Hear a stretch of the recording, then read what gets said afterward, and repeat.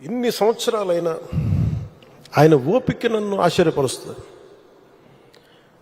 అసలు ఆయన మనసు మైండ్ నిరంతరం పనిచేస్తూనే ఉంటుంది.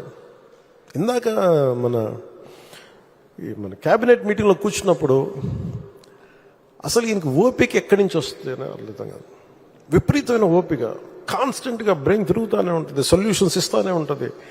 అనుభవజ్ఞులైన అధికారులకు కూడా ఆయన దిశానిర్దేశం చేయగలరు. ఈ పాయింట్లు తప్పుంది, మీరు ఇలా చేయండి, ఇలా ఆలోచించండి.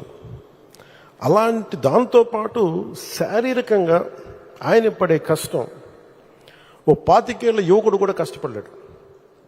మనసు మేధస్సుతోటి నలుగుతూ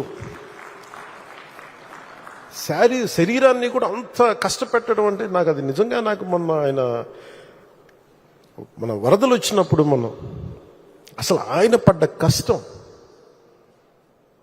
కొంతమంది అనుకోవచ్చు ఆయన దిగాల్సింది ఏముంది అని. ఆయన నడిచి చూపిస్తున్నారు. బాధ్యత గల వ్యక్తి ఎలా ఉంటారో ఆయన చేసి నడిచి చూపించారు. ఆయన అంటే ఎందుకు చూపించాల్సి వచ్చిందంటే కూడా అధికార యంత్రాంగంలో మందకొడితనం వచ్చేసింది.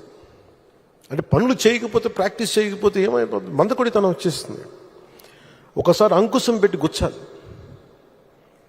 అలా ఆంధ్రప్రదేశ్ అధికార యంత్రాంగాన్ని గుచ్చడానికి ఆయన దిగారు. ఆయన అసలు ఆయనకు అవసరం లేదు. ఈ ప్రపంచంలో కూడా మీరు చెప్పండి, 9/11 ఇన్సిడెంట్ జరిగితే జార్జ్ బుష్ వచ్చి కూర్చోలేదు అక్కడ న్యూయార్క్లో.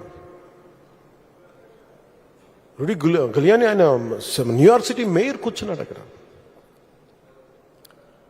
ఆయన అందరూ విమర్శిస్తుంటే నాకు ఒకటే ఆలోచన వచ్చింది. అన్ని స్థానిక సంస్థల్లో వైసీపీ నాయకులే కదా మీరందరూ, మేయర్ కానీ సభ్యులు కానీ అన్ని పాలనా వ్యవస్థలు అన్నింటిలో కూడా it is nothing but YCP. 70% పంచాయతీల్లో వాళ్ళే, అన్ని స్థానిక నగర పంచాయతీల్లో మనకి అన్ని నగరపాలికలు అన్ని సంస్థలు కూడా వాళ్ళే.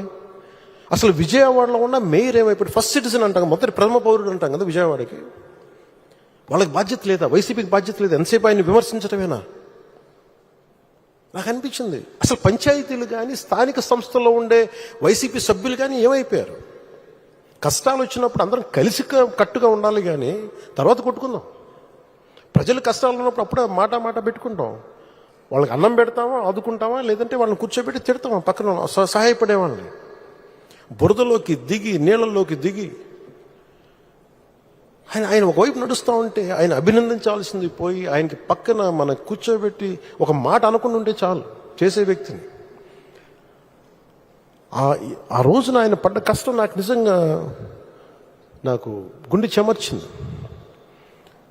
మీరు ఆ రోజు ఇచ్చింది, వరదలు ఇచ్చింది, గౌరవ ముఖ్యమంత్రి గారు చెప్తాం, మీరు చాలా చాలా వరదలు ఉన్న ప్రజలే కాదు సార్, మీరు ఒక అధినేత ఎలా ఉండాలి, ఒక ప్రభుత్వాన్ని నడిపే అధినేత ఎలా ఉండాలి మీరు దేశానికి చూపించారు చంద్రబాబు గారు.